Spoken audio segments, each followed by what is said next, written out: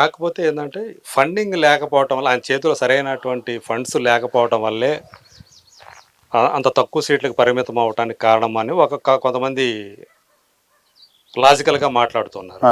అంటే ఆయనకి ఫండ్స్ లేవు కదా పార్టీకి, ఆయన సొంతంగా సంపాదించి సినిమాల్లో ఆ డీటెయిల్స్ నాకు తెలియదు, కానీ అడిగి తీసుకునే రకం కూడా కాదు. అదే ఇప్పుడు నేను పొలిటికల్ ఇవా అనేటువంటి అట్లీస్ట్ ఆయన అది కూడా చేయడం అనిపిస్తుంది నాకు. ఆయన సంపాదించి ఆయన పెట్టాలి, ఆయన సంపాదించి ఆయన పెట్టాలి. ఓకే, అంటే ఆయన కట్అవుట్ అంత పెద్దదంటే నా కట్అవుట్ ఇంత, నా సినిమా నేను చేయాలంటే నేను సంపాదించిన సినిమాలు పెట్టుకుని ఎవరిని అడగలేను. అది is going on beautiful journey. ఆయన ఏం చేస్తున్నారు, పవన్ కళ్యాణ్ గారు ఏం చేస్తున్నారండి? రాజకీయాల్లో ఆ రంగంలో దిగి జనాలకి మంచి చేద్దామని ప్రయత్నం కదా. ఎన్ని విమర్శనాలు అండి. మరి మీ గురువు చూస్తేనేమో ఆయన ఎంత వీలైనంత తగ్గించేసేసి ఆయన్ని అవును సినిమాలు తీయటం ఆయన అభిప్రాయం. ఆయన గారు చెప్పే మాట నేను ఏకీభవించాను, నాకు నచ్చదు అని చెప్పింది. I have a different opinion. ఆయనకి తెలుసు అది. నువ్వు వేరేగా ఆలోచిస్తావు శ్రీకాంత్, నేను వేరేగా ఓకే. మీకు మామిడి పండు ఇష్టం, నాకు జాపండు ఇష్టం, మీకు బీజేపీ ఇష్టం, నాకు ఇంకో పార్టీ ఇష్టం, అయినా మనం కలిసి మర్యాదగా బతకగలగాలండి. అదేలే, అది ఒక మెచ్యూరిటీ కదా.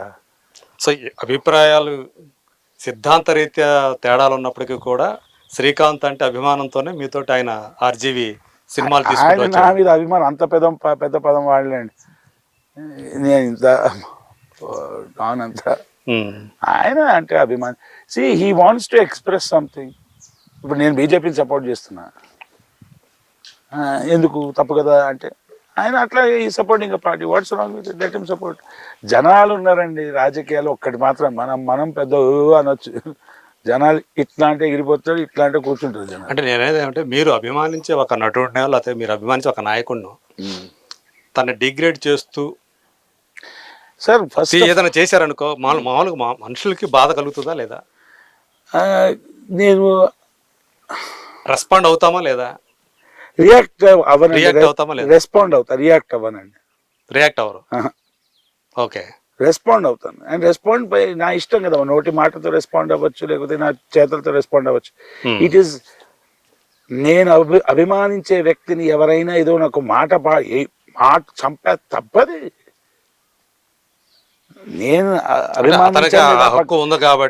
Fundamental right and that to in politics. ఒక లీడర్ వచ్చారంటే ఆయన్ని ప్రశ్నిస్తారు, ఆయన సలహా ఇస్తారు, నిలదీస్తారు, చేస్తారు జనాలు. ఇంకోటి ఒక లీడర్ ఏదో మాట్లాడాడు బై ఛాన్స్ అంటే తను ఏదో ఉద్దేశించి మాట్లాడి దాన్ని రాంగ్ పట్టేసి బతికేసి ఉంటారు. దాన్ని ఇట్స్ ఓకే. అవన్నీ లేకుండా దేశం ముందు పోదండి. యూ షుడ్ వెరీ పాలిటిక్స్ అనేటువంటిది ప్రతి ఒక్క జీవితంలో ఉందండి. మనం ఇద్దరు మాట్లాడుకున్న ఒక పాలిటిక్స్ ఉంది దాంట్లో. డిఫరెన్స్ ఏంటంటే ఒక ఎక్స్ట్రాడినరీ లైఫ్ కదా, good family life, is having a good phase in life, ఒక ఏజ్. అవును. అయినా కానీ అదంతా వదిలేసి నేను లేదురా ఇంత ఉంది కదా నా దగ్గర, లేని వాళ్ళు ఎంతో మంది చేస్తున్నారు, నాకు ఇంత ఉండి నేను చేయకపోవడం ఏంటి, నేను దిగుతాను చేస్తానని చెప్పి ముందుకెళ్తున్నారు కదా. It's a great quality. అది పవన్ కళ్యాణ్ గారికి పరిమితం కాదు, అది ప్రతి ఒక్కరికి, పాలిటిక్స్ ఉన్న ప్రతి ఒక్క లీడర్కి అది వాళ్ళ వీక్నెస్ అనాలా, వాళ్ళ స్ట్రెంగ్త్ అనాలా, వాళ్ళ ఇష్టం అనాలా, ప్యాషన్ అనాలా, అది రకరకాలుగా అనొచ్చు. Okay. And politics is good and మంచిది. ఆయన విమర్శించాలి. నేను కూర్చున్నాను, నాకు ఆయన గారు ఇష్టం. మా తమ్ముడే ఉన్నాడు, కాదన్నా పవర్ స్టార్ ఇలా మాట్లాడకుండా ఉండాల్సింది, ఆ వ్యక్తి అలా మాట్లాడి, అలా కంపల్సరీ అనాలిసిస్ ఉండాలి, విమర్శించాలి కదా. అదే ఆ విశ్లేషణే లేకపోతే ఓటర్ ఎందుకు ఎత్తుతాడు ముద్ర? ఇంకోటి, నేను ఒక రాజకీయ నాయకుడు కానీ ఒక నటుడు కానీ ఎవరైనా కానివ్వండి, ఆయన్ని నేను అభిమానిస్తున్నానంటే, ఆయనకి నేను మర్యాద ఇస్తున్నా అంటే నా ప్రవర్తన ఎలా ఉండాలి? నాకు నచ్చిన, నేను అభిమానించే మా పవర్ స్టార్ పవన్ కళ్యాణ్ గారిని ఎవరైనా ఒక మాట అంటే విని నా డెకరం మెయింటైన్ చేసి అని సవ్యంగా జవాబు ఇవ్వాలండి. ప్రతిక్రియ ఇవ్వడం ఈజీ, ఆ ప్రెషర్ని, ఆ ఫోర్స్ని తట్టుకొని అబ్జర్వ్ చేసి న్యూట్రలైజ్ చేసి లాజికల్గా ఆన్సర్ ఇవ్వగలగాలి కదా. రైట్, అవును. అంతేగాని మా సార్ నన్ను పలగొడతా అంటే వాడు పలగొడతా నేను వాడు కొట్టుకుంటాం, విచ్ ఇస్ దాన్ని ప్రజాస్వామ్యం అంటారు. ఎప్పటికైనా మీకు అంటే భవిష్యత్తులో తను ఒక రాష్ట్రాన్ని పాలించే నాయకుడు అవుతాడన్న నమ్మకం అయితే ఉంది. I wish, I hope, I really wish and hope to do that. దానికి అది నా ఇష్టం అని కాదండి. ఒక ఇంగ్లీష్లో సామెత ఉంది, dream something so big that you cannot achieve it okay till you grow into the person you can. ఆయన ఒక రాష్ట్రాన్ని ఒక ముఖ్యమంత్రిగా పరిపాలించే కెపాసిటీ, ఆ స్థాయికి ఆయనే చెప్పుకున్నారు. ఎదగాలి కదా ఆయన కూడా. మా ఫ్యాన్స్ 10 లక్షల మంది ఉన్నారని అయిపోతారేంటి? ఆయన హీఈస్ ఇన్ దట్ జర్నీ, ఆ పయనంలో ఉన్నారు. Let us see. అదే ఈరోజు ఆయన పిఠాపురం అనే ఒక ప్లేస్లో ఆయన పోటీ చేయడానికి నిర్ణయించుకున్నారు. సో ఆయన్ని ఓడించడం కోసం పాలక పార్టీ అన్ని ప్రయత్నాలు చేస్తున్నది. ఇప్పుడు నా ఒప్పుకోండి, గెలవడానికి ట్రై చేస్తున్నారు.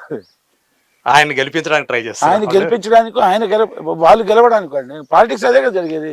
నేను 100 మీటర్స్ రేస్ ఉరుకుతున్నాను అనుకోండి, నేను ఓడిపోవాలని ఉరుకుతున్నానంటే నేను గెలవాలో పక్కన ఓడిపోవాలి, కామన్ కదా. అదే అంటే లాస్ట్ టైం ఆయన ఓడిపోయారు, మనకు తెలిసిన విషయం. 2 చోట్ల కూడా ఓడిపోయారు ఆయన. సో ఈసారి పిఠాపురం ఎంచుకున్నారు ఆయన. సో ఆయన ఎట్లయినా సరే మళ్ళీ ఓడించడం కోసం అవతల పార్టీ వాళ్ళు సర్వ ప్రయత్నాలు సర్వశక్తులు వడ్డీ చేస్తున్నారని చెప్పేసి అంటున్నారు. సో మీకు ఇప్పుడు అంటే మీరు తిరుగుతూ ఉంటారు, షూటింగ్ల నిమిత్తం హోటల్లో దిగుతూ ఉంటారు, మీకు ఎదురైన అనుభవాలు ఇవన్నీ చూసినప్పుడు మీకు అక్కడ మార్పు అనేది అవసరం అనిపిస్తూ ఉందా, లేకపోతే ఇప్పుడు ఉన్నదే కంటిన్యూ అయితే బాగుంటుంది అనిపిస్తుందా? అక్కడ నేను పిఠాపురం అనే ప్లేస్లో నేను ఎప్పుడు వెళ్ళా. పిఠాపురం గురించి కాదు, ఒక నిమిషం. ఒక ప్రదేశం ఆంధ్రప్రదేశ్లో ఎక్కువ లేను నేను. అప్పుడప్పుడు షూటింగ్కి వెళ్ళి వస్తాను. సో తెలియని విషయం గురించి ఒక 4-5 స్టేట్మెంట్ ఇవ్వడం సబబు కాదు నాకు. కానీ ఒక లాజిక్ చెప్పు.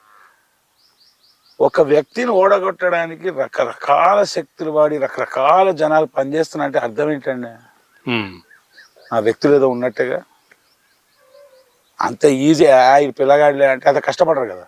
అదే అంత కష్టపడుతున్నట్టు ఇక్కడ సత్తా ఉందని తెలుస్తుంది కదండి. నేనెంత మాట్లాడినా, వాళ్ళు ఎంత చేసినా, వీళ్ళు ఎంత చేసినా లాస్ట్లో జనాలు పెట్టి టక్కని కుదురుతారు కదా, అది తెలుస్తుంది.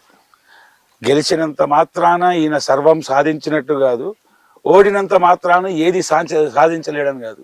లాంగ్ జర్నీ అండి ఆయనకి. ఇంకొక 20 years I wish him 20-25 years of political career. Okay. ఏమంటే ఇప్పుడు బీజేపీ పార్టీలు మా నాన్నగారు ఫేవరెట్ ఎవరు? మన జనసంఘ్ నుంచి మా నాన్నగారు.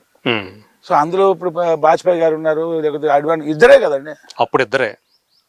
ఎలాంటి ఎటకారాలు ఎవ్రీడే పార్లమెంట్లో వాళ్ళ అసలు మనిషి ఎలా తట్టుకున్నాడో అనిపిస్తుంది. మొదట ఒక సీట్తో కదా మొదలైన వాళ్ళు. ఓడిపోయిన సంగతి కాదండి. 1982లో ఇద్దరే ఎంపీలు వచ్చినప్పుడు అందరు ఎటకారాలు కదా, అవన్నీ తట్టుకొని వస్తేనే కదండి. ఈయన కదా ఇప్పుడే స్టార్ట్ అయింది. Long ways to go. They will be a difference.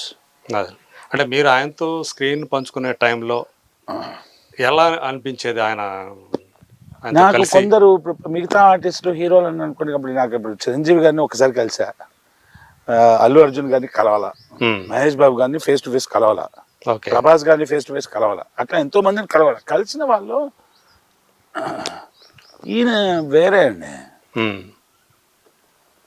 Strange calmness ఉంటుంది, ఒక సైలెన్స్, కామ్నెస్.